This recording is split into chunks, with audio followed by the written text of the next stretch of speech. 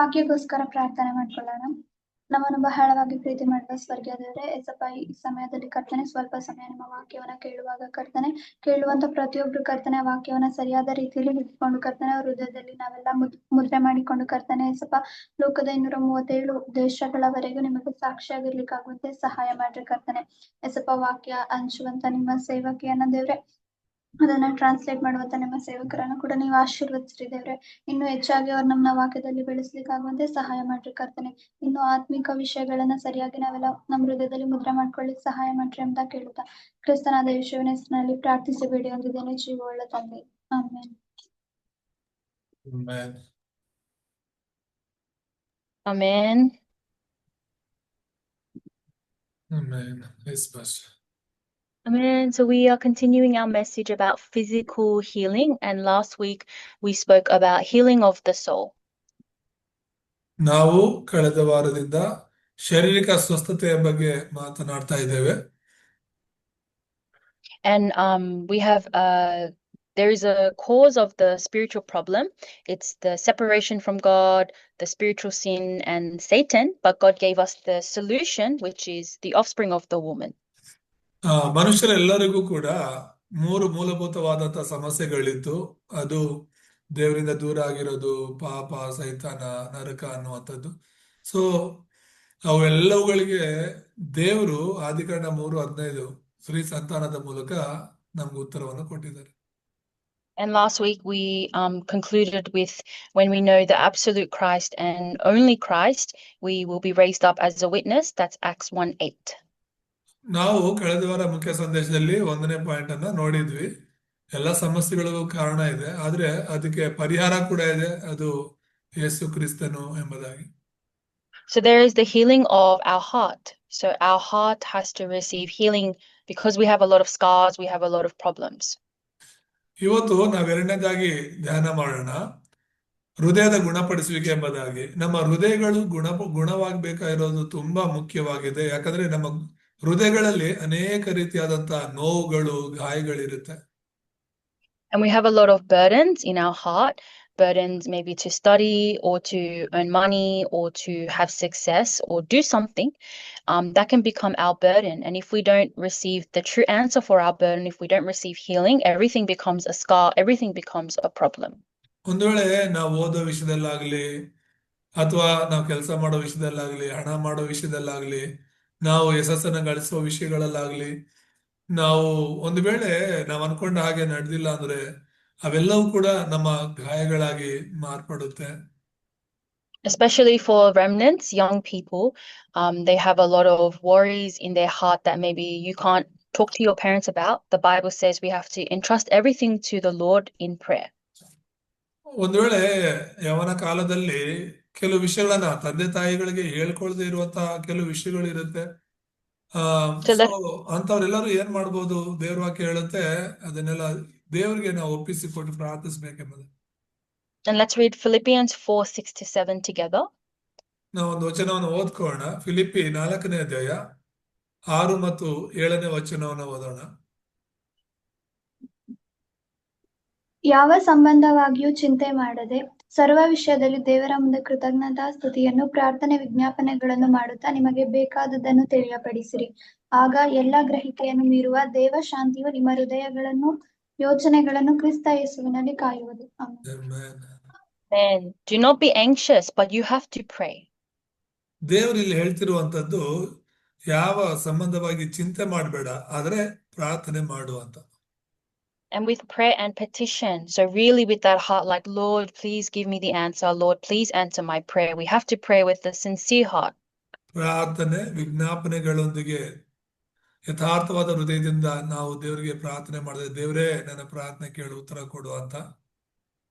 And it says that there is a peace of God that transcends everything and gives us true comfort in our heart and our mind. ಆಗ 7ನೇ ವಚನದಲ್ಲಿ ಹೇಳಿದ ಹಾಗೆ ಎಲ್ಲ ಗ್ರಹಿಕೆಯನ್ನು ಮೀರುವಂತ ದೇವರ ಶಾಂತಿ ನಮ್ಮ ನಿಮ್ಮ ಹೃದಯಗಳಲ್ಲಿ, ಆಲೋಚನೆಗಳಲ್ಲಿ ದೇವರು ಕಾಯ್ತಾರೆ ಎಂಬುದಾಗಿ. So Satan has many methods, many channels for us to have anxious, to be worried, to be shaking in our faith, but God wants us to overcome that with prayer. ಸೈತಾನನು ನಮ್ಮ ಹೃದಯಗಳಲ್ಲಿ, ಆಲೋಚನೆಗಳಲ್ಲಿ ನಮ್ಮ ಮನಸ್ಸಲ್ಲಿ ಅನೇಕ ವಿಷಯಗಳಲ್ಲಿ ನಾವು ಚಿಂತೆ ಮಾಡಬೇಕು, ನಾವು ಸೋತ್ ಹೋಗ್ಬೇಕು ಅಂತ ಪ್ರಯತ್ನ ಮಾಡ್ತಿರ್ತಾನೆ.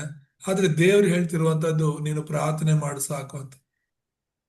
And do not be anxious about anything. The Bible says anything. So in the Bible, there were the representative 7 remnants. ಇಲ್ಲಿ ಯಾವ ವಿಷಯವಾಗಿಯೂ ಯಾವ ಸಂಬಂಧವಾಗಿಯೂ ನೀನು ಚಿಂತೆ ಮಾಡಬೇಡ, ಪ್ರಾರ್ಥನೆ ಮಾಡು ಅಂತ ಹೇಳಿ ವಾಕ್ಯ ಹೇಳುತ್ತೆ. ಹಾಗಾಗಿ ಬೈಬಲ್ ಅಲ್ಲಿ 7 ಜನ ಉಳಿದವರು ಇರೋದನ್ನ ನಾವು ನೋಡ್ತೇವೆ. Also, the people who lived in the age of persecution. So if they believed Jesus is the Christ, they could be beaten, killed, put into prison. They would be exiled from society. ಮತ್ತೆ ಆ ಆದಿಸಭೆಯ ಸಮಯದಲ್ಲಿ ಯಾರಾದ್ರೂ ಯೇಸುನ ನಂಬಿದ್ದಾರೆ ಅಂತ ಗೊತ್ತಾದ್ರೆ ಸಾಕು, ಅವ್ರನ್ನ ಹೊಡಿತಿದ್ರು, ಹಿಂಸೆ ಪಡಿಸ್ತಿದ್ರು, ಅವರನ್ನ ಆ ಜನರ ಮಧ್ಯದಿಂದ ತೆಗೆದು ಹಾಕ್ತಾ ಇದ್ರು. Many of them, they were put on trial, so they had to stand before the leaders of the nation. But even in that moment, they still proclaimed that Jesus is the Christ, the only way for us to be saved. ಅವರ ಜೀವನದಲ್ಲಿ ಒಂದ್ ವೇಳೆ ದೇವರ ಸುವಾರ್ತೆ ಸಾರುವಾಗ, ದೇವರಿಗಾಗಿ ನಿಲ್ಲುವಾಗ ರಾಜಗಳ ಮುಂದೆ, ನ್ಯಾಯಾಧಿಪತಿಗಳ ಮುಂದೆ ನಿಲ್ಲಿಸ್ತಾ ಇದ್ರು. ಅವ್ರಿಗೆ ಅನೇಕ ರೀತಿಯಾಗಿ ಹಿಂಸೆ ಪಡಿಸ್ತಾ ಇದ್ರು. ಆದ್ರೂ ಕೂಡ ಅವರು ದೇವರ ಒಂದು ಸುವಾರ್ತೆನ ಸಾರೋದನ್ನ ಬಿಟ್ಟಿಲ್ಲ. And in that persecution, in the Bible, they lived in a way that we can't even imagine. It was really to the point even they were looking for people, looking for Christians. They were searching for them to imprison them and to kill them.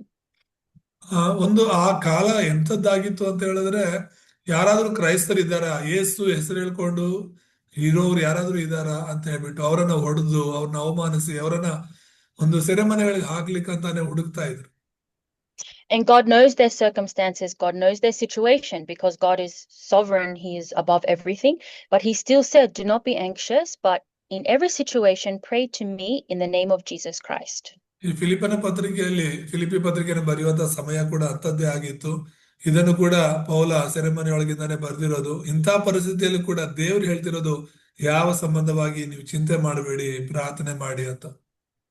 So God wants to give us peace. He wants to calm our minds and our thoughts. But if we never pray, we can never experience that kind of work of the Holy Spirit. ನಾವು ಸಮಾಧಾನವಾಗಿದ್ದು, ಶಾಂತಿಯುತವಾಗಿದ್ದು, ದೇವರ ಹೆಸರಲ್ಲಿ ಪ್ರಾರ್ಥಿಸಿ ದೇವರಿಗೆ ಎಲ್ಲವನ್ನ ನಾವು ಒಪ್ಪಿಸಿಕೊಡ್ಬೇಕು. ಇಲ್ಲ ಅಂತ ಹೇಳಿದ್ರೆ ದೇವರ ಒಂದು ಕೃಪೆಯನ್ನ, ಶಾಂತಿಯನ್ನ ನಾವು ಅನುಭವಿಸೋದಕ್ಕೆ ಆಗೋದಿಲ್ಲ. Also Matthew 11:28-29. ಹಾಗೆ ಮತ್ತಾಯ 11ನೇ ಅಧ್ಯಾಯ 28 ಮತ್ತು 29ನೇ ವಚನವನ್ನು ಓದೋಣ. ಎಲೈ ಕಷ್ಟಪಡುವವರೇ, ಹೊರೆ ಹೊತ್ತವರೇ, ನೀವೆಲ್ಲರೂ ನನ್ನ ಬಳಿಗೆ ಬನ್ನಿರಿ, ನಾನು ನಿಮಗೆ ವಿಶ್ರಾಂತಿ ಕೊಡುವೆನು. ನಾನು ಸಾತ್ವಿಕನೂ ದೀನ ಮನಸ್ಸುಳ್ಳವನೂ ಆಗಿರುವುದರಿಂದ ನನ್ನ ನುಗವನ್ನು ನಿಮ್ಮ ಮೇಲೆ ತೆಗೆದುಕೊಂಡು ನನ್ನಲ್ಲಿ ಕಲಿತುಕೊಳ್ಳಿರಿ. Amen. Amen. So Jesus is saying, come to me, and in verse 29, learn from me, for I am gentle and humble in heart, and you will find rest for your souls. ಇಲ್ಲಿ ಮತ್ತಾಯ 11ರಲ್ಲಿ 28ರಲ್ಲಿ ಎಲ್ಲರೂ ನನ್ನ ಬಳಿಗೆ ಬನ್ನಿರಿ ಅಂತ ದೇವರು ಕರೆ ಕೊಡ್ತಿದ್ದಾರೆ. 29ರಲ್ಲಿ ನನ್ನಿಂದ ಕಲಿತುಕೊಳ್ಳಿರಿ ಎಂಬುದಾಗಿ ಹೇಳ್ತಿದ್ದಾರೆ. So learn from me. The main figure of the entire Bible is Jesus Christ. So we have to know the word about Christ, the word about Christ that is proclaimed through the gospel. ಯೇಸು ಕ್ರಿಸ್ತನ ಇಲ್ಲಿ ಹೇಳ್ತಿರೋದು ನನ್ನಿಂದ ಕಲಿತುಕೊಳ್ಳಿರಿ ಅಂತ ಹೇಳಿ. ಇಡೀ ಸತ್ಯವೇದದಲ್ಲಿ ಯೇಸು ಕ್ರಿಸ್ತನು ಅತ್ಯಂತ ಮುಖ್ಯ ವ್ಯಕ್ತಿಯಾಗಿದ್ದಾರೆ. ಆತನ ಹೇಳಿರುವಾಗ ಆತನ ಮಾತನ್ನ ನಾವು ಬಲವಾಗಿ ಹಿಡ್ಕೋಬೇಕು. And Jesus, he bore the cross for us, and he said, it is finished. That's why he's saying, come to me, those who are weary, those who are burdened, I will give you true rest. ಯೇಸು ಕ್ರಿಸ್ತನು ನಮ್ಮೆಲ್ಲರ ಒಂದು ಪಾಪದ ಭಾರವನ್ನ, ಎಲ್ಲ ಸಮಸ್ಯೆಗಳನ್ನ ಸಿಲುಬೆಯಲ್ಲಿ ಹೊತ್ತು ತೀರಿಸಿದ್ದಾರೆ.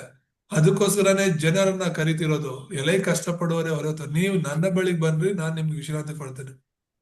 So one thing I want to share is the remnants. You have to know how the new age has conquered the media and the culture of the world.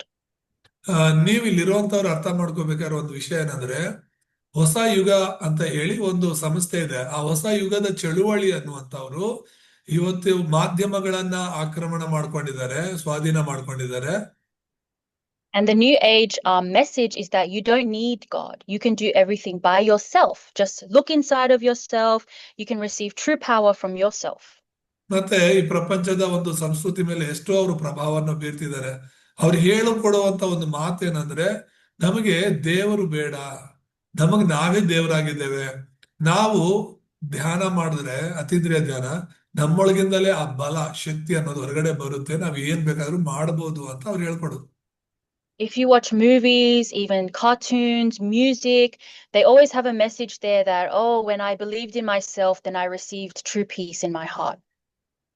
ಅವರು ಒಂದು ಸಿನಿಮಾಗಳನ್ನ ಕಾರ್ಟೂನ್ಗಳನ್ನ ನೋಡ್ತಾ ಇದ್ದು ಕೂಡ ನನ್ನ ಮನಸ್ಸಲ್ಲಿ ಎಷ್ಟೋ ಸಮಾಧಾನ ಆಯ್ತು, ಅದನ್ನ ನೋಡಿ ನನಗೆ ಎಷ್ಟೋ ಒಂದು ಬಿಡುಗಡೆ ಸಿಕ್ತು ಅಂತ ಹೇಳೋರು ಕೂಡ ಇದ್ದಾರೆ. And the new age, they are conquering the young generation through the culture because they are giving them something that they can feel peace and rest. That is like media, watching something on the media or listening to music to make my soul happy.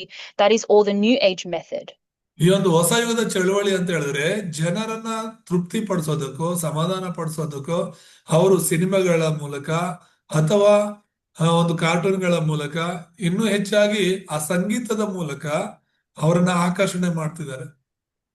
They make a lot of movies with a hero or a beautiful someone, the main character is a very beautiful person, or something like fantasy that steals your heart and your mind away so that you can feel like you really want to be away from your real life. You want to be inside of the life of the movie or inside of the music.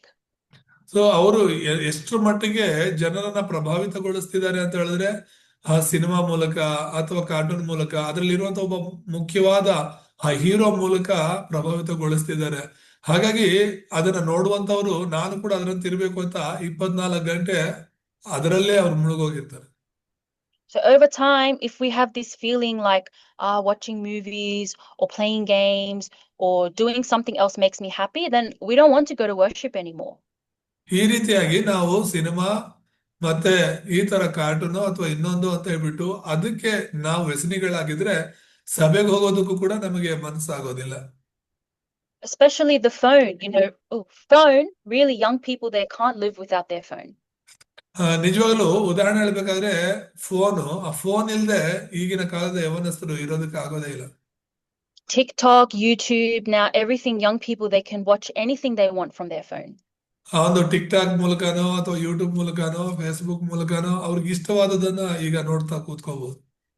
This is Satan's method to give us something else where we feel like we have true rest, true peace, we can enjoy, but really at the end it only destroys your heart and your mind. ಇದು ಸೈತಾನನ ಒಂದು ವಿಧಾನವಾಗಿದೆ. ಯಾಕಂದ್ರೆ ನಾವು ಒಂದ್ ವೇಳೆ ಬೇಸರದಲ್ಲಿದ್ದಾಗ್ಲೋ ದುಃಖದಲ್ಲಿದ್ದಾಗ್ಲೋ ಆ ಒಂದು ವಿಡಿಯೋಸ್ ನೋಡೋದ್ರ ಮೂಲಕ ನಾವು ಸಂತೋಷವಾಗಿರ್ಬೋದು ಖುಷಿಯಾಗಿರ್ಬೋದು ಅಂತ ಹೇಳ್ಬಿಟ್ಟು ಭ್ರಮಿಸ್ತೀವಲ್ಲ, ಅದ್ರ ಮೂಲಕ ಸೈತಾನನು ಹಂತವಾಗಿ ನಮ್ಮನ್ನ ಆತ್ಮಿಕ ಜೀವಿತದಿಂದ ದೂರ ಮಾಡ್ತಾನೆ. And just because we go to church or just because we give worship doesn't mean that we're not deceived by Satan's culture as well. ನಾವು ಸಭೆಗೆ ಹೋಗ್ತಿದೀವಿ ಅನ್ನೋ ಕಾರಣಕ್ಕೂ ಅಥವಾ ಪ್ರಾರ್ಥನೆಗಳು ಮಾಡ್ತಿದೀವಿ ಅನ್ನೋ ಕಾರಣಕ್ಕೂ ಸೈತಾನನಿಂದ ನಾವು ಮೋಸ ಹೋಗಲ್ಲ ಅನ್ನೋದಲ್ಲ. Because you are exposed to that 24/7 when you go to school, when you meet your friends. This is the culture of the world. It's very hard for the young remnants to escape from that. ಈ ಸೈತಾನನಿಂದ ಅವನ ಆಲೋಚನೆಗಳಿಂದ ಯವನಸ್ಥರು ದೂರ ಓಡಿ ಹೋಗೋದು ಕಷ್ಟ. ಯಾಕಂದ್ರೆ ಸ್ಕೂಲ್ಗೆ ಹೋಗುವಾಗ, ಹೊರಗಡೆ ಕೆಲಸದ ಹತ್ರ ಹೋಗುವಾಗ, ಹೊರಗಡೆ ಜನರನ್ನ ಭೇಟಿ ಆಗುವಾಗ ಈ ತರ ಮಾತುಗಳನ್ನ ಕೇಳಿಸ್ಕೊಂತಾನೆ ಇರ್ಬೇಕಾಗತ್ತೆ. So the word of God doesn't say to be afraid or run away from these things, but we have to conquer it through the spiritual truth. ದೇವರ ವಾಕ್ಯ ಇಂಥವುಗಳಿಂದ ಓಡಿ ಹೋಗುವಂತ ಯಾವತ್ತೂ ಹೇಳಲ್ಲ. ಆದ್ರೆ ಸತ್ಯದ ವಾಕ್ಯಗಳಿಂದ ನೀವು ಜಯಿಸ್ಬೇಕು, ಇದನ್ನ ನೀವು ಆಕ್ರಮಣ ಮಾಡ್ಕೋಬೇಕು ಅಂತ ಹೇಳೋದು. When I was young, I was very frustrated about my family life. I felt like my family, they are so weak, they are so poor, they are not very educated. So I always wanted to watch a movie and I felt like, I wish my life was in that movie. I want to escape from my real life. ನಾನು ಚಿಕ್ಕವಳಿದ್ದಾಗ ನನಗೂ ತುಂಬಾ ಆಲೋಚನೆಗಳು ಬರೋವು.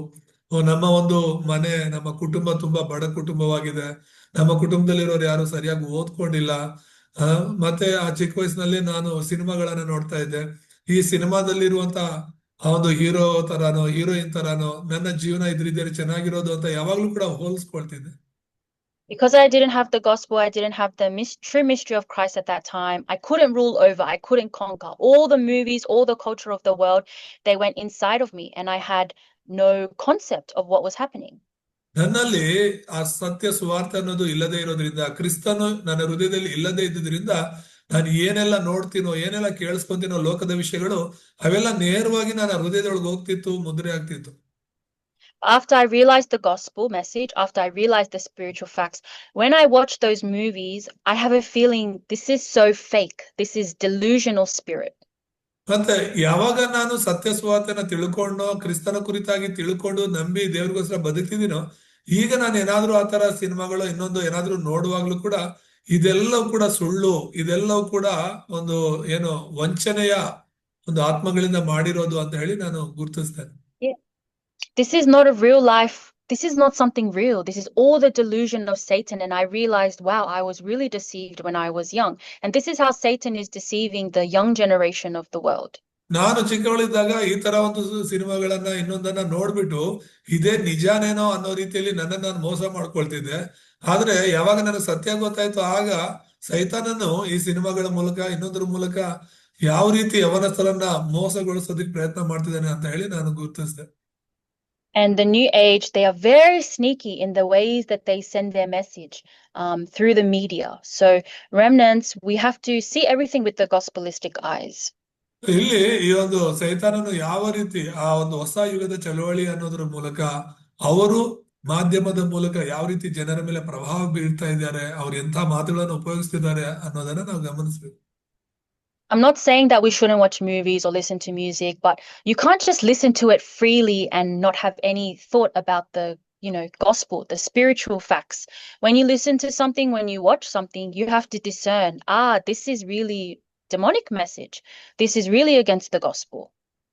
ಒಂದ್ ವೇಳೆ ನಾವು cinema ನೋಡ್ದೇನೋ ಇನ್ನೊಂದು ವಿಡಿಯೋಗಳು ನೋಡ್ದೇನೋ ಇರಕ್ ಆಗಲ್ಲ ಅನ್ಕೊಳ್ಳಿ, ಆದ್ರೆ ಅದನ್ನ ನೋಡುವಾಗ್ಲೂ ಕೂಡ ಅದರಲ್ಲಿ ಇರೋದು ಸತ್ಯನ ಸುಳ್ಳ ಅಥವಾ ಅವ್ರು ಹೇಳ್ತಿರೋದು ಸರಿನಾ ತಪ್ಪ ಅಂತ ವಿವೇಚಿಸುವಂತ ಆತ್ಮ ನಮ್ಗೆ ಇರಬೇಕು. And why I'm saying that is because the deeper you go into there, when you have a problem, when you have anxiety, or when you have stress, you're not going to pray. You're just going to watch a movie to make you happy. You're going to listen to music to make your soul feel good. ಇದೇನಂದ್ರೆ ನಾವು ಕಷ್ಟದಲ್ಲಿರುವಾಗ, ಸಮಸ್ಯೆಲಿರುವಾಗ, ದುಃಖದಲ್ಲಿರುವಾಗ ಈ ತರ ಒಂದು ವಿಡಿಯೋಗಳು ಅಥವಾ ಸಿನಿಮಾಗಳು ಅಥವಾ ಹಾಡುಗಳನ್ನು ಕೇಳಿಸ್ಕೊಳ್ತೇವೆ.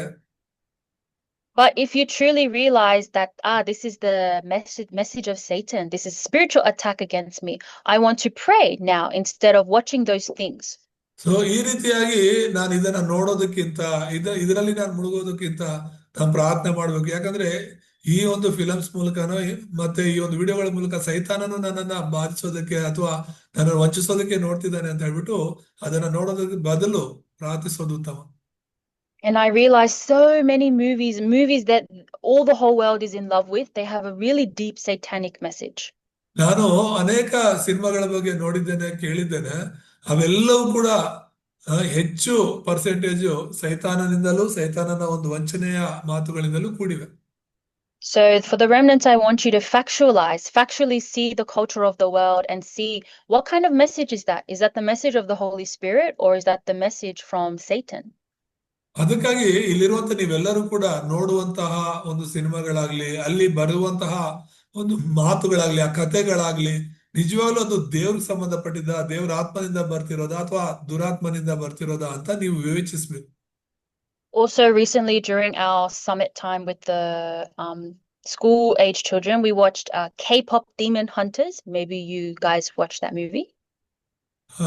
ನಾವು ರೆಮಿನೆಂಟ್ಸ್ ಜೊತೆಯಲ್ಲಿ ಒಂದು ಸಿನಿಮಾ ನೋಡಿದ್ವಿ. ಅದು K-pop. What is that? We do not know. K-pop Demon Hunter. K-pop Demon Hunters ಅಂತ ಹೇಳಿ ಒಂದು ಸಿನಿಮಾ ನೋಡಿದ್ವಿ. Aksha Shushti, you know that movie? No? Oh, I'm surprised. Very good Indian remnants, very spiritual. It's a very famous Korean cartoon. It's about a group of singers, and when they sing, they are breaking down the evil spirits, forces of darkness. ಅದು Korean team ಆಗಿದೆ ಒಂದು. ಅದು ಹೇಗಂದ್ರೆ ಒಂದು ವೇಳೆ ಅವರು ಹಾಡುವಾಗ ಅವರ ಹಾಡ್ತಿರ್ಬೇಕಾದ್ರೇನೆ ದುರಾತ್ಮಗಳು ಕೆಲವರಿಂದ ಬಿಟ್ಟು ಹೋಗೋ ತರ ಆ ವಿಡಿಯೋಗಳಿರುತ್ತೆ. It's a very famous movie because K-pop in Korea is already dominated the world. All over the world, they're listening to Korean singers, watching Korean drama. K-pop ಅನ್ನುವಂತಹ ಒಂದು ಟೀಮ್ ಈಗಾಗಲೇ ಕೊರಿಯಾ ದೇಶದಲ್ಲೂ ಪ್ರಪಂಚದ ಮೇಲೂ ತುಂಬಾ ಪ್ರಭಾವ ಬೀರಿದೆ. That Movie is very spiritual, has a lot of demons. They talk about a lot of spiritual things, but they don't talk about Christ and they don't talk about salvation. ಆ ಒಂದು ಸಿನಿಮಾದಲ್ಲಿ ದೆವ್ವಗಳ ಬಗ್ಗೆ, ದೆವ್ವಗಳ ಕಾರ್ಯಗಳ ಬಗ್ಗೆ ತುಂಬಾ ವಿಷಯಗಳು ಅವ್ರು ಮಾತನಾಡ್ತಾರೆ, ತಿಳಿಯಪಡಿಸ್ತಾರೆ. ಆದ್ರೆ ಆ ಸಿನಿಮಾದಲ್ಲಿ ಇಲ್ಲದೆ ಇರೋದೇನು ಅಂದ್ರೆ ಕ್ರಿಸ್ತನ ಕುರಿತಾದಂತಹ ಸುವಾರ್ತೆ. So that they are giving this message. You can break down forces of darkness. You can heal yourself from your problem without Christ, without salvation. Just doing it yourself with your own power. ಅವ್ರು ಹೇಳ್ತಿರೋದೇನಂದ್ರೆ ಈ ದುರಾತ್ಮನ ಕ್ರಿಯೆಗಳನ್ನ, ನಿಮ್ಮಲ್ಲಿರುವಂತಹ ಬಲಹೀನತೆಗಳು, ಅನಾರೋಗ್ಯಗಳನ್ನ ನೀವಾಗೆ ನೀವು ಗುಣಪಡಿಸ್ಕೊಳ್ಬಹುದು. ಕ್ರಿಸ್ತನು ಬೇಕಾಗಿಲ್ಲ, ಕ್ರಿಸ್ತನ ಸುವಾರ್ತೆನೋ ರಕ್ಷಣೆನೋ ನಮ್ಗೆ ಬೇಕಾಗಿಲ್ಲ ಅನ್ನೋ ರೀತಿಯಲ್ಲಿ ಅವರು ಅದರಲ್ಲಿ ತಿಳಿಸಿದ್ದಾರೆ. So as the remnants, you have to factualize the word of God. Your church life, your worship life, it's not separate from your everyday life. ಹಾಗಾಗಿ ಇಲ್ಲಿರುವಂತ ನೀವೆಲ್ಲರೂ ಕೂಡ ನಿಮ್ಮ ಸಭೆಯ ಜೀವನ ಆಗ್ಲಿ, ಆರಾಧನೆಯ ಜೀವನ ಆಗ್ಲಿ, ವಾಕ್ಯದ ಜೀವಿತ ಆಗ್ಲಿ, ಅದು ನಿಮ್ಮ ಜೀವನದಿಂದ ಬೇರ್ಪಟ್ಟಿಲ್ಲ. ಅವೆಲ್ಲ ಒಂದೇ ಅನ್ನೋದನ್ನ ನೀವು ಅರ್ಥ ಮಾಡ್ಬೇಕು. And also, to be the remnants to do world evangelization, we have to know what's happening in the world through the worldly culture, through the worldly problems, and then conquer that with the gospel message. So ಹಾಗಾಗಿ ಇಲ್ಲಿರುವಂತ ನೀವೆಲ್ಲರೂ ಕೂಡ ದೇವರ ವಾಕ್ಯದೊಂದಿಗೆ, ದೇವರ ಒಂದು ಸುವಾರ್ತೆಯೊಂದಿಗೆ ಈ ಲೋಕದ ಒಂದು ಸಂಸ್ಕೃತಿಯನ್ನ, ಈ ಲೋಕದ ಒಂದು ಪದ್ಧತಿಗಳನ್ನ ನಾವು ಅಧಿಗಮಿಸಬೇಕು. So there in the message, we have scars and problems. How can we receive healing? Again, Philippians 4:6-7. So ಎರಡನೇದಾಗಿ ಇದರಲ್ಲಿ ನಾವು ನೋಡ್ತಾ ಇದ್ದು ಗಾಯದ ಗುರುತುಗಳು, ಸಮಸ್ಯೆಗಳು ಅಂತ ನಮ್ಗಿರುತ್ತಲ್ವಾ. ಸೊ ಅದನ್ನ ಹೇಗೆ ನಾವು ಗುಣಪಡಿಸ್ಕೊಳ್ಬಹುದು ಅಂತ ಹೇಳಿದ್ರೆ ಮತ್ತೆ ಆ ಫಿಲಿಪ್ಪಿ 4:6-7 ನೋಡ್ಬೋದು. And scars is something that's very scary. If you receive a scar and you don't receive healing, you will be dragged by your scar for your entire life. ಗಾಯಗಳಾಗಿರುತ್ತೆ ಎಲ್ಲರ ಜೀವನದಲ್ಲೂ ನಿಜ. ಆದ್ರೆ ಆ ಗಾಯಗಳನ್ನ ನಾವು ಗುಣಪಡಿಸ್ಕೊಂಡಿಲ್ಲ ಅಂದ್ರೆ ನಮ್ಮ ಜೀವನ ಪರ್ಯಾಂತರ ಆ ಗಾಯಗಳಲ್ಲೇ ನಾವು ಜೀವನ ಮಾಡ್ಬೇಕಾಗತ್ತೆ. And a scar can happen from anything. You have a small misunderstanding with your friends or with your parents. That can become a big scar for you because Satan continuously drags you through that scar. ಒಂದು ವೇಳೆ ನಿಮ್ಮ friends ಮಧ್ಯದಲ್ಲೋ, ಕುಟುಂಬದ ಮಧ್ಯದಲ್ಲೋ, ತಂದೆ ತಾಯಿ ಮಧ್ಯದಲ್ಲೋ ನಿಮಗೆ ಗಾಯ ಆಗ್ಬೋದು. ಆ ಗಾಯನ ನೀವು ಸರಿಪಡಿಸ್ಕೊಂಡಿಲ್ಲ, ಗುಣಪಡಿಸ್ಕೊಂಡಿಲ್ಲ ಅಂದ್ರೆ ಬರುವಂತ ದಿನಗಳಲ್ಲಿ ಆ ಚಿಕ್ಕ ವಿಷಯನೇ ದೊಡ್ಡ ವಿಷಯ ಆಗಿ ದೊಡ್ಡ ಗಾಯ ಆಗ್ಬೋದು ನಿಮ್ಗೆ. So the message is saying with prayer and petition, with thanksgiving. So conquer over everything with your prayer. So ಹಾಗಾಗಿ ಇಲ್ಲಿ ದೇವರ ವಾಕ್ಯ ನಮ್ಗೆ ಏನ್ ಹೇಳ್ತಾ ಇದೆ, ಆ ಗಾಯಗಳನ್ನ ಹೇಗೆ ಗುಣಪಡಿಸ್ಕೊಳ್ಬಹುದು ಅಂದ್ರೆ ಪ್ರಾರ್ಥನೆ ಮತ್ತು ವಿಜ್ಞಾಪನೆ ಮತ್ತು ಕೃತಜ್ಞತೆಯೊಂದಿಗೆ ಗುಣಪಡಿಸಿಕೊಳ್ಬೇಕು ಅಂತ. And I told you guys, through the worldly culture, through the worldly method, they say you can heal your own scar. You can solve your own problem. That is absolutely incorrect. So ಈ ಲೋಕದವರು, ಆ ಹೊಸ ಯುಗದ ಚಳುವಳಿಯಲ್ಲಿರುವಂತವ್ರು ಹೇಳ್ತಿರೋದೇನಂದ್ರೆ ಈ ನಿಮಗಿರುವಂತ ಸಮಸ್ಯೆಗಳನ್ನ, ಗಾಯಗಳನ್ನ, ನೋವುಗಳನ್ನ ನೀವು ಗುಣಪಡಿಸ್ಕೊಳ್ಬಹುದು, ಅವುಗಳಿಂದ ನೀವೇ ಹೊರಗಡೆ ಬರ್ಬೋದು ಅಂತ. We should never be deceived. Sometimes the words sound so nice. Oh, wow, I can solve my own problem. Yeah, I believe I can. But no, the Bible says only through the power of Jesus Christ, the Holy Spirit of Jesus Christ. ಆದ್ರೆ ಇದು ತಪ್ಪಾಗಿದೆ. ಯಾಕಂತ ಹೇಳಿದ್ರೆ ಕೆಲವು ಸರಿ ನಮ್ಗೆ ಅನ್ಸ್ಬೋದು, ಹೌದು ನನ್ ಜೀವನ ನಾನ್ ಸರಿಪಡಿಸ್ಕೋಬೇಕು, ನನ್ ಜೀವನ ನಾನ್ ಗುಣಪಡಿಸ್ಕೋಬೇಕು, ನನ್ನ ಕೈಲಿ ಆಗುತ್ತೆ, ಹೌದು ಅಂತ ಕೆಲವು ಮಾತುಗಳನ್ನೆಲ್ಲ ಕೇಳುವಾಗ ಅವರ ಮಾತುಗಳಿಂದ ನಾವೆಷ್ಟೋ ಪ್ರಭಾವಿತರಾಗಿ ನನ್ನನ್ನ ನಾವು ಸರಿಪಡಿಸ್ಕೊಳ್ಬಹುದು ಅಂತ ಅನ್ಕೊಳ್ತೀವಿ. ಅಲ್ಲ, ಇದು ತಪ್ಪು. ಕಾರಣ ನಮಗ್ ನಾವೇ ಸರಿಪಡಿಸ್ಕೊಳ್ಳೋದಾಗಿದ್ರೆ ಕ್ರಿಸ್ತನು ಬೇಕಾಗಿರ್ಲಿಲ್ಲ. ಆದ್ರೆ ನಮ್ಮನ್ನ ಸರಿಪಡಿಸೋದಕ್ಕೆ, ನಮ್ಮಲ್ಲಿರೋದ ಒಂದು ಗಾಯಗಳನ್ನ, ಸಮಸ್ಯೆಗಳನ್ನ ಗುಣಪಡಿಸೋದಕ್ಕೆ ಕ್ರಿಸ್ತನಿಂದಲೇ ಸಾಧ್ಯ. We also have failure. Many of us, we feel very discouraged because we failed in something.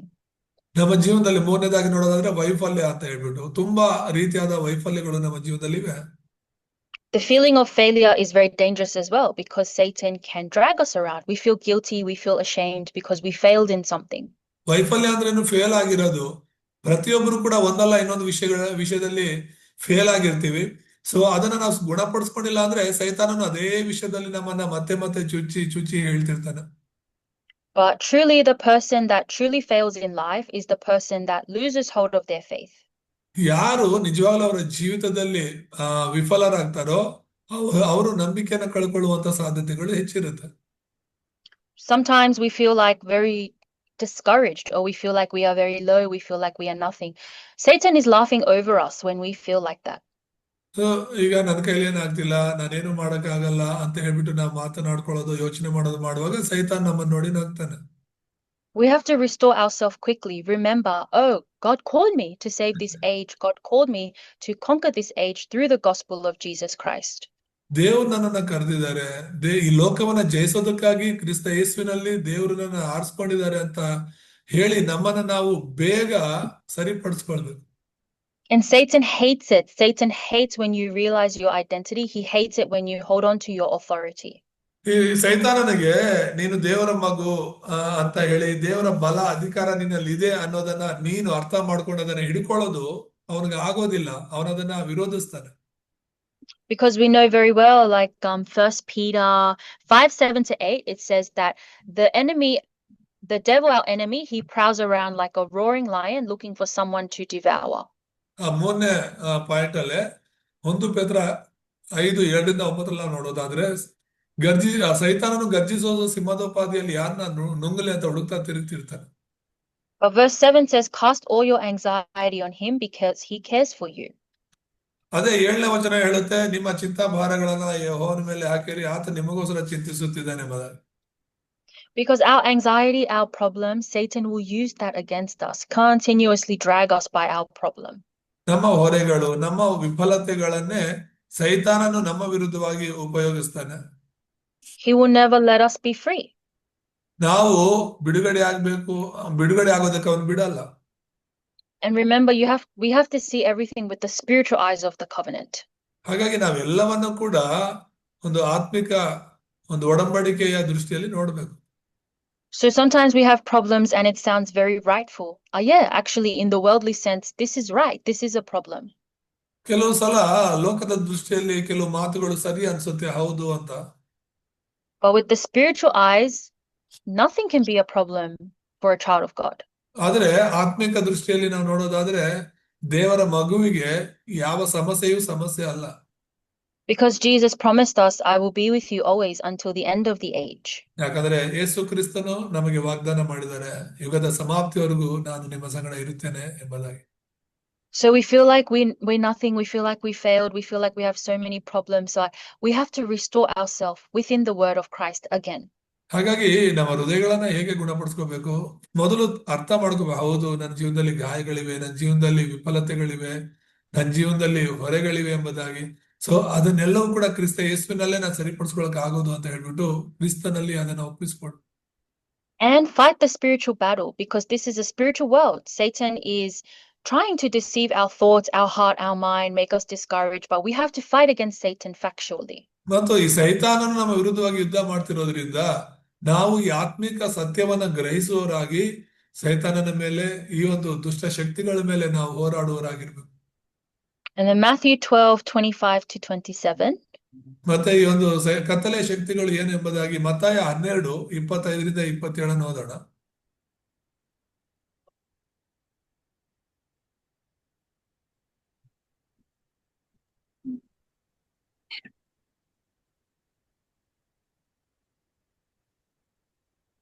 ಆತನು ಅವರ ಆಲೋಚನೆಗಳನ್ನು ತಿಳಿದುಕೊಂಡು ಅವರಿಗೆ ಹೇಳಿದ್ದೇನೆಂದರೆ, ಯಾವ ರಾಜ್ಯವಾದರೂ ತನ್ನಲ್ಲಿ ಭೇದ ಹುಟ್ಟಿದರೆ ಹಾಳಾಗುವುದು, ತನ್ನಲ್ಲಿ ಭೇದ ಹುಟ್ಟಿದ ಯಾವ ಪಟ್ಟಣವಾದರೂ ಮನೆಯಾದರೂ ನಿಲ್ಲದು. ಅದರಂತೆ ಸೈತಾನನನ್ನು ಹೊರಡಿಸಿದರೆ ತನ್ನಲ್ಲಿ ಭೇದ ಹುಟ್ಟಿಸಿಕೊಂಡ ಹಾಗಾಯಿತು. ಹಾಗಾದರೆ ಅವನ ರಾಜ್ಯವು ಹೇಗೆ ಉಳಿದೀತು? ನಾನು ಬೆಲ್ಜೆಬೂಲನ ಬಲದಿಂದ ದೆವ್ವಗಳನ್ನು ಬಿಡಿಸುವುದಾದರೆ ನಿಮ್ಮವರು ಯಾರ ಬಲದಿಂದ ಬಿಡಿಸುತ್ತಾರೆ? ಆದದರಿಂದ ಅವರೇ ನಿಮಗೆ ನ್ಯಾಯ ತೀರಿಸುವವರಾಗುವರು. Amen. And so we are living within the background, we are living within the forces of darkness. Unfortunately, there are forces of darkness that are still existing because Satan, the devil, still exists today. ನಾವು ಈ ಕತ್ತಲೆಯ ಶಕ್ತಿಗಳ ಮಧ್ಯದಲ್ಲಿ ಬದುಕ್ತಾ ಇದ್ದೇವೆ. ಸೈತಾನನ ಶಕ್ತಿಗಳು ಇನ್ನೂ ಈ ಲೋಕದಲ್ಲಿವೆ. And because we live in a spiritual world, we have to factualize the name of Jesus Christ. ನಾವು ಈ ಆತ್ಮಿಕ ಕತ್ತಲೆಯ ಶಕ್ತಿಗಳ ಮಧ್ಯದಲ್ಲಿ ಇರೋದ್ರಿಂದ ಕ್ರಿಸ್ತನನ್ನ, ಯೇಸುವಿನ ಸರಿಯಾದ ಒಂದು ಶಕ್ತಿಯನ್ನು ಅರಿಯಬೇಕು. And today in the core message, Pastor Yu said there are two ways that we pray with the name of Jesus Christ. ಇವತ್ತು ಸಂದೇಶದಲ್ಲಿ ಪಾಸ್ಟರ್ ಅವರು ಹೇಳ್ತಾ ಇದ್ರು, ನಾವು ಎರಡು ರೀತಿಯಾಗಿ ಪ್ರಾರ್ಥನೆ ಮಾಡ್ತೇವೆ. First one is when we give a formal prayer and then we say, in the name of Jesus Christ we pray, Amen. ಮೊದಲನೇ ಪ್ರಾರ್ಥನೆ ಏನು ಅಂತ ಹೇಳಿದ್ರೆ ಸಾಧಾರಣವಾಗಿ ಮಾಡುವಂತ ಪ್ರಾರ್ಥನೆ, ಅದನ್ನ ಮುಗಿಸುವಾಗ ಯೇಸು ಹೆಸರಲ್ಲಿ ಪ್ರಾರ್ಥನೆ ಮಾಡ್ತೇನೆ ಅಂತ ಹೇಳಿ ಮುಗಿಸೋದು. He said the other way is when we use authority. Say, in the name of Jesus Christ, break down all the power of Satan. ಎರಡನೇ ರೀತಿಯ ಪ್ರಾರ್ಥನೆ ಯಾವುದು ಅಂದ್ರೆ ಯೇಸು ಕ್ರಿಸ್ತನ ಅಧಿಕಾರವುಳ್ಳ ನಾಮದಲ್ಲಿ ಇದನ್ನ ಮುರಿತೇನೆ, ಬಂಧಿಸ್ತೇನೆ ಅಂತ ಹೇಳಿ ಮಾಡುವುದು. Or we pray, in the name of Jesus Christ, help me so I'm not deceived. Help me to really walk the factual walk of faith. So ನಾವು ಪ್ರಾರ್ಥನೆ ಮಾಡೋವಾಗ ಮಾಡ್ಬೇಕು, ದೇವರೇ ನನ್ನ ಆತ್ಮಿಕ ರೀತಿಯಲ್ಲಿ ಈ ಕತ್ತಲೆ ಶಕ್ತಿಗಳಿಂದ ಒಂದು ವಂಚನೆಗಳಿಗೆ ಒಳಗಾಗದ ರೀತಿಯಲ್ಲಿ ನನ್ನನ್ನ ತಪ್ಪಿಸಿ ನಡೆಸು ಅಂತ ಹೇಳಿ. The prayer with authority is very important. You have to know your identity. You have to know your authority as a remnant, as a child of God.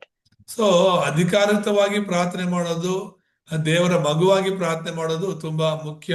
ಯೇಸು ಕ್ರಿಸ್ತನ ಹೆಸರನ್ನ ನಾವು ಉಪಯೋಗಿಸಿ ಮಾಡಬೇಕು ಎಂಬುದಾಗಿ ನೋಡ್ತೇವೆ. And you have that name of Jesus Christ to break down all of the forces of darkness. ಮತ್ತೆ ಈ ಒಂದು ಎಲ್ಲಾ ಕತ್ತಲೆ ಶಕ್ತಿಗಳನ್ನ ಮುರಿದು ಹಾಕಲು ನಮಗೆ ಯೇಸುವಿನ ಹೆಸರಿದೆ. So remnants, never forget who you are. Don't be conquered by the ways of the world. You have to conquer, rule over the world through the gospel. ಹಾಗಾಗಿ ಇಲ್ಲಿರುವಂತ ಎಲ್ಲ ಉಳಿದವರು ಸೈತಾನನಿಂದಲೂ ಅವನ ಆಲೋಚನೆಗಳಿಂದಲೂ ಮೋಸ ಹೋಗದೆ, ವಂಚನೆಗೊಳಗಾಗದೆ ಈ ಲೋಕವನ್ನ ನೀವು ಪರಿಪಾಲನೆ ಮಾಡುವರಾಗಬೇಕು ಕ್ರಿಸ್ತನ ಹೆಸರಲ್ಲಿ. Amen. So let's pray and conclude. ಪ್ರಾರ್ಥನೆ ಮಾಡಿ ಮುಗಿಸ್ಕೊಳ್ಳೋಣ. ನಮ್ಮನ್ನು ಬಹಳವಾಗಿ ಪ್ರೀತಿಸುವಂತ ನಮ್ಮ ತಂದೆಯ ದೇವರೇ, ಈ ಸಂಜೆ ವೇಳೆಯಲ್ಲಿ ರೀತಿಯಾಗಿ ನಿಮ್ಮ ಸನ್ನಿಧಿಯಲ್ಲಿ ಬರುವಂತ ಕೃಪೆ ಕೊಟ್ಟಿದ್ದಕ್ಕಾಗಿ ಸ್ತೋತ್ರ. ಜಾನರತ ಎಲ್ಲ ನಿನ್ನ ಮಕ್ಕಳನ್ನ ಆಶೀರ್ವದಿಸಿ ದೇವರೇ, ಮುಂದಿನ ವಾರ ಮತ್ತೆ ಕೂಡಿ ಬರುವಾಗ ನೀವೇ ಸಂಗಡಿಗನಾಗಿದ್ದು ನಡೆಸಬೇಕಾಗಿ ಪ್ರಾರ್ಥಿಸ್ತೇವೆ. ಹಾಗೆ ಮಾಡಿದ್ದಕ್ಕಾಗಿ ಸ್ತೋತ್ರ. ಕ್ರಿಸ್ತನಾದ ಯೇಸುವಿನ ಪ್ರಾರ್ಥಿಸ್ಬಿಡುತ್ತೇನೆ ತಂದೆ. ಆಮೆನ್.